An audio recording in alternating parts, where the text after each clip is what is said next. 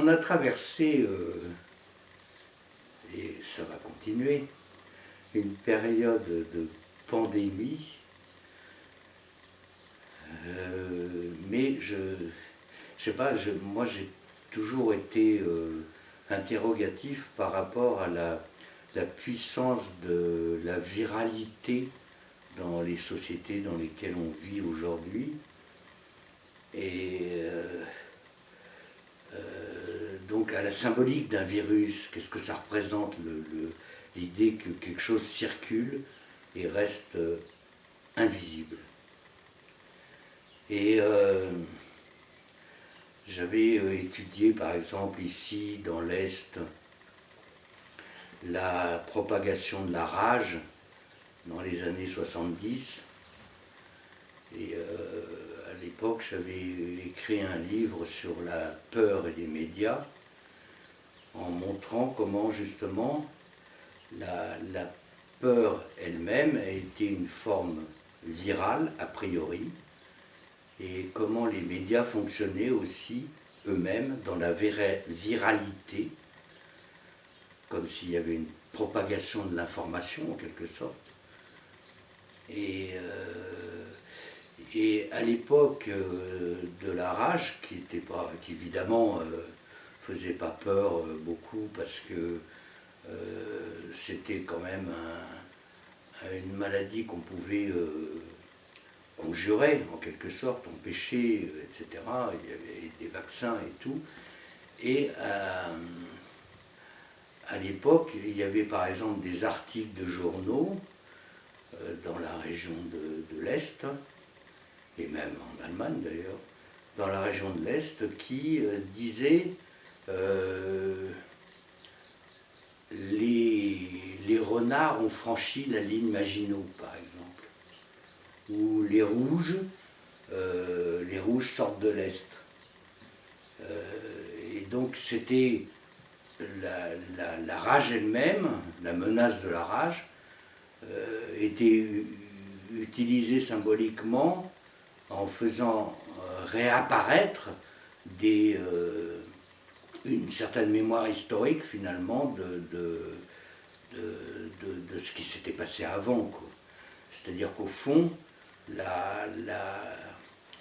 l'idée que le virus de la rage se propageait, ça permettait de mettre en scène toute l'histoire d'une menace, le côté ancestral d'une menace. Aujourd'hui, c'est pareil dans la pandémie telle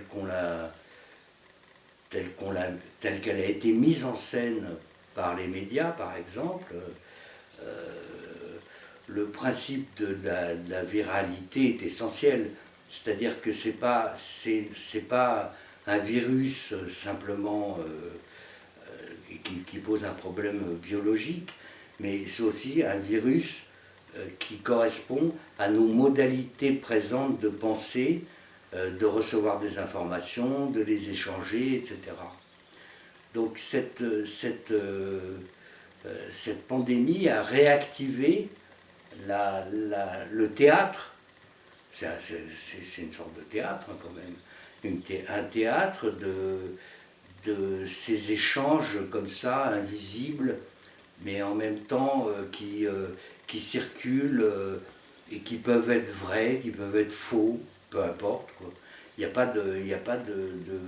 y a évidemment des gens qui prennent des positions scientifiques, entre guillemets, pour dire ouais, c'est comme ci, c'est comme ça, etc.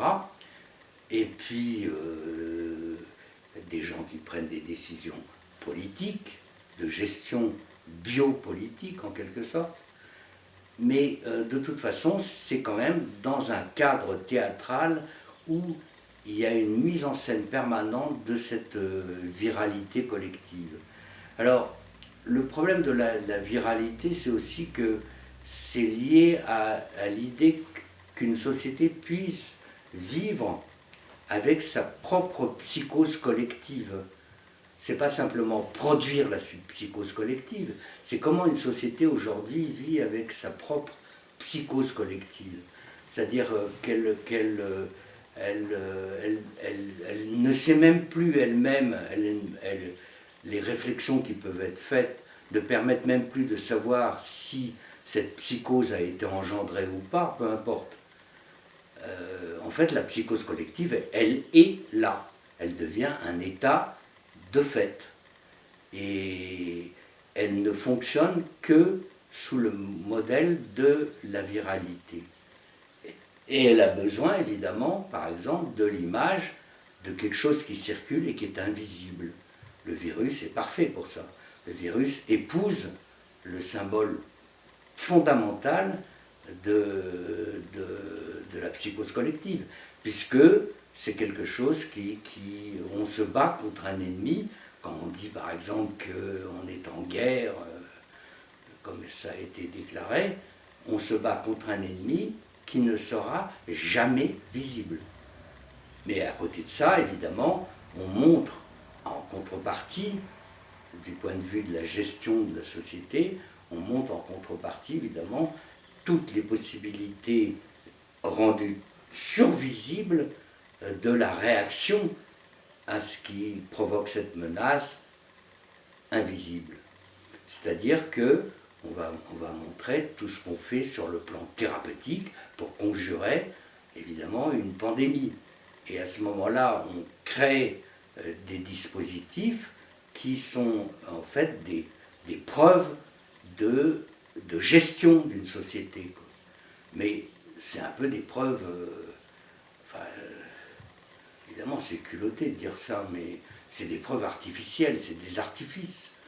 Mais ces artifices sont nécessaires, ça fait aucun doute, il y a une nécessité de ces artifices, mais on voit bien comment les uns renvoient aux autres, c'est-à-dire les uns, c'est justement cette façon dont circule la peur à travers quelque chose qui est irreprésentable, quelque part c'est irreprésentable.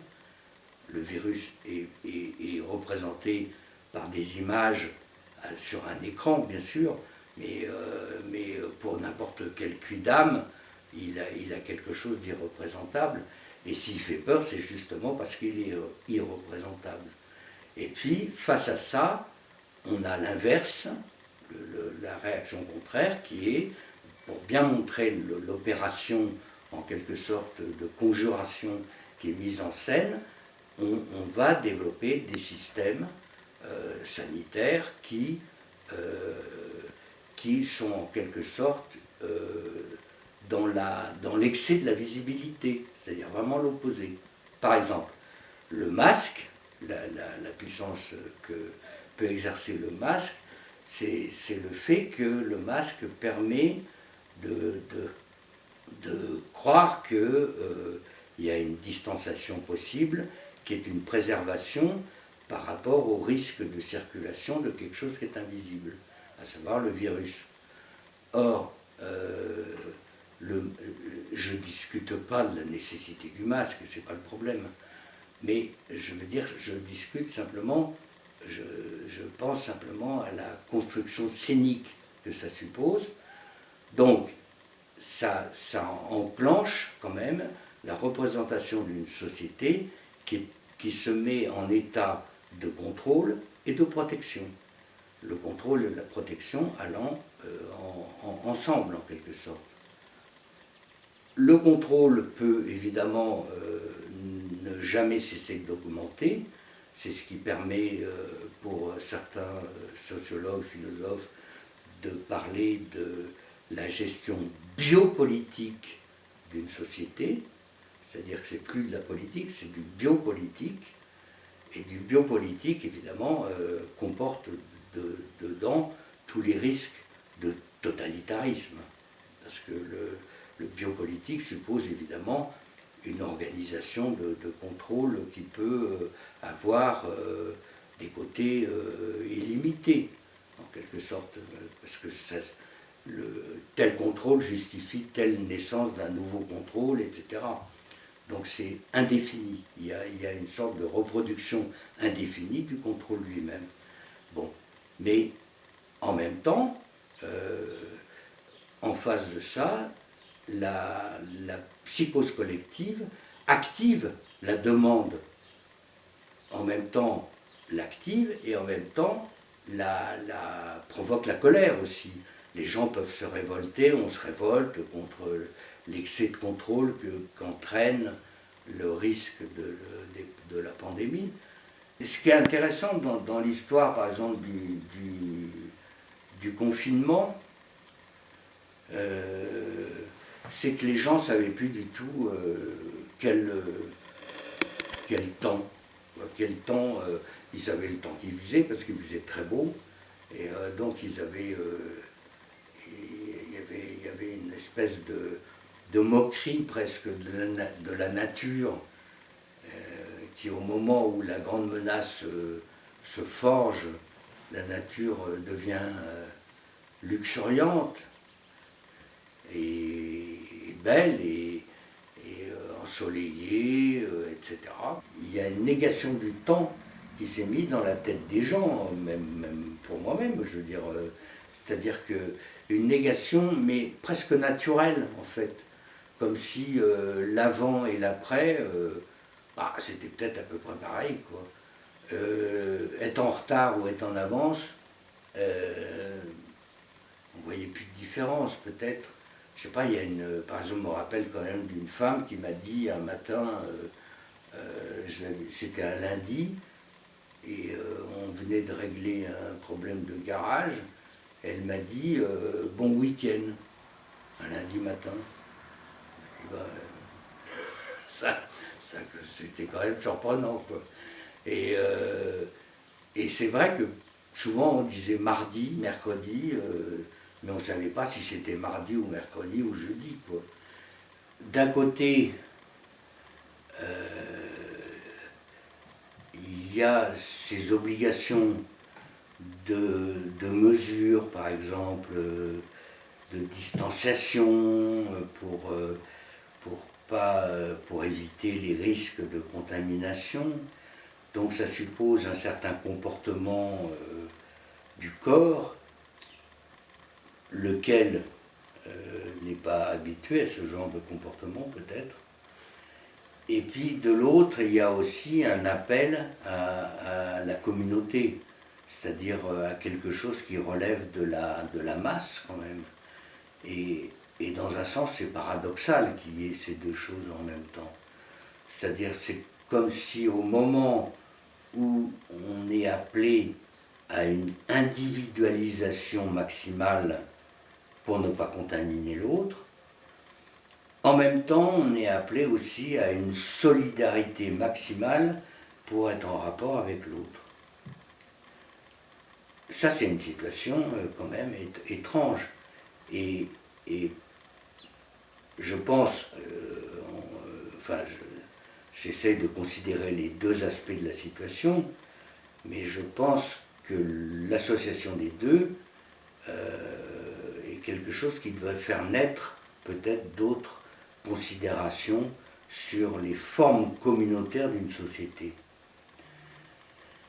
Alors,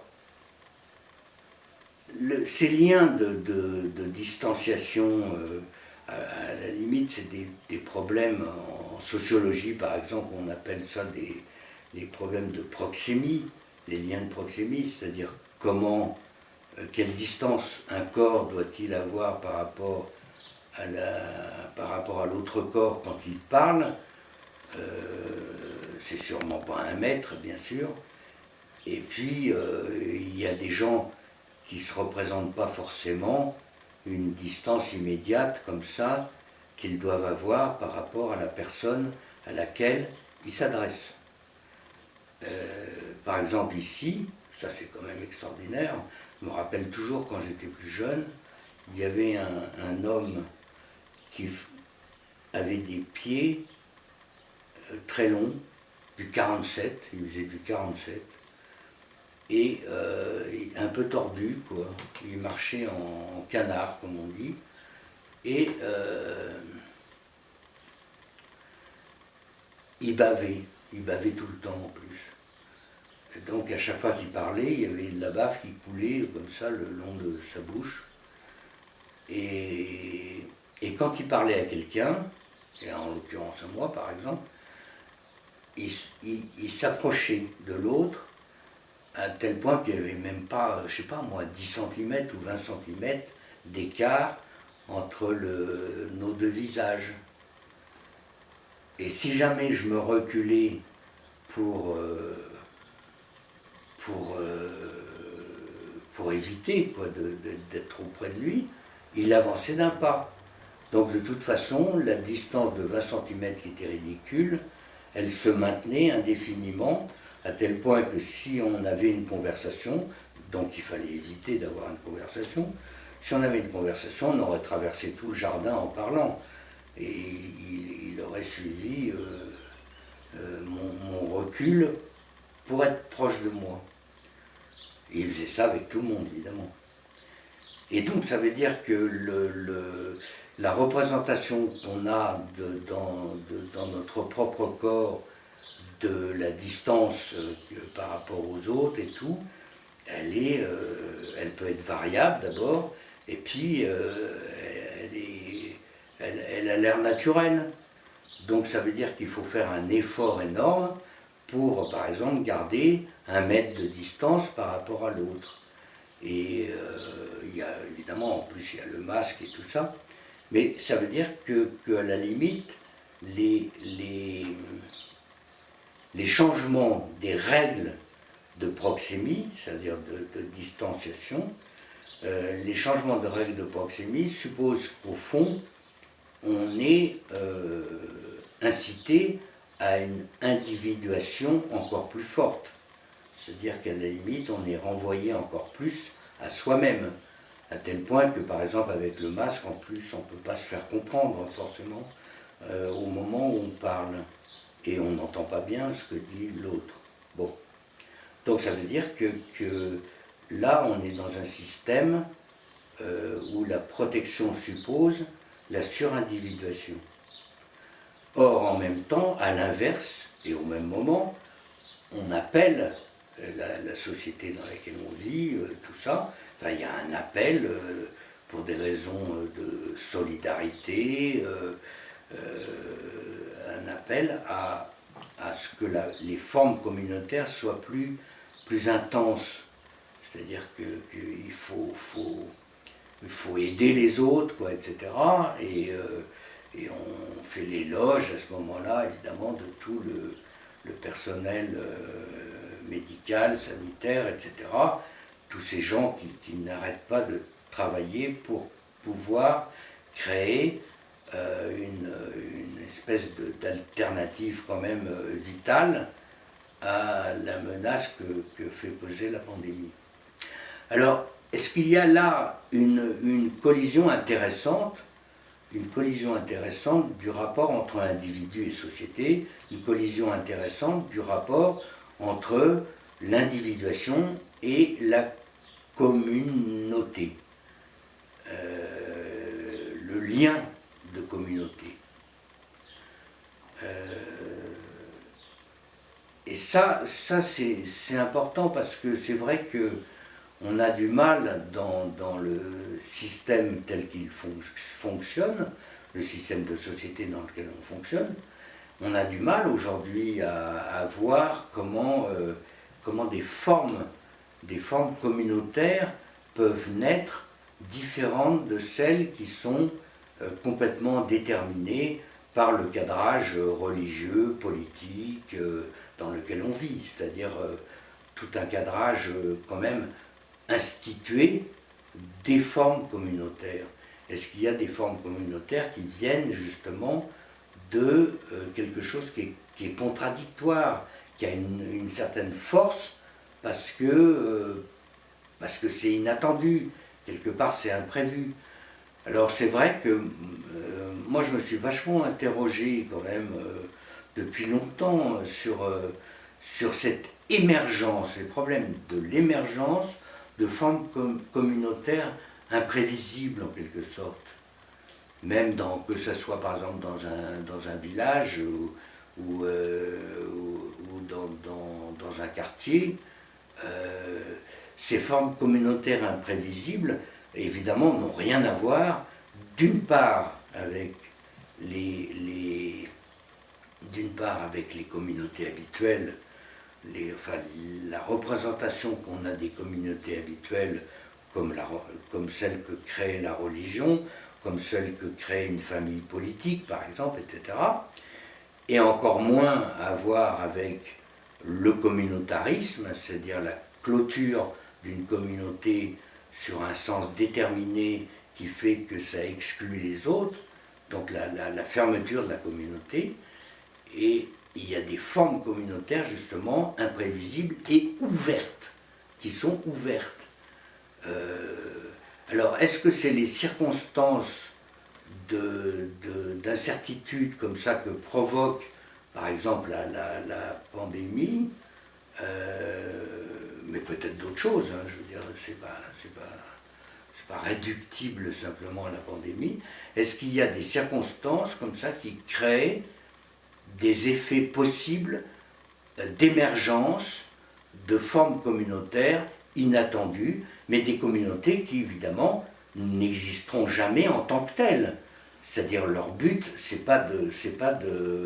leur but c'est de maintenir la forme communautaire comme telle et non pas de créer une communauté, ça n'a rien à voir. C'est pas la communauté d'un village par exemple, mais par exemple dans le village à côté, à Blumeret, j'ai vu parfois sur 30 ans des formes communautaires advenir, mais qui meurent, qui ne peuvent qui sont destinées qu'à mourir. Parce que si elles devenaient une communauté, si elles prenaient la structure institutionnelle de ce que peut être une communauté, elles nieraient ce qui les ont fait naître. Voilà. Ça c'est... Non, ça va, hein, c'est bien ça. C'est clair, non? Non, je suis content parce que je voulais le dire ça.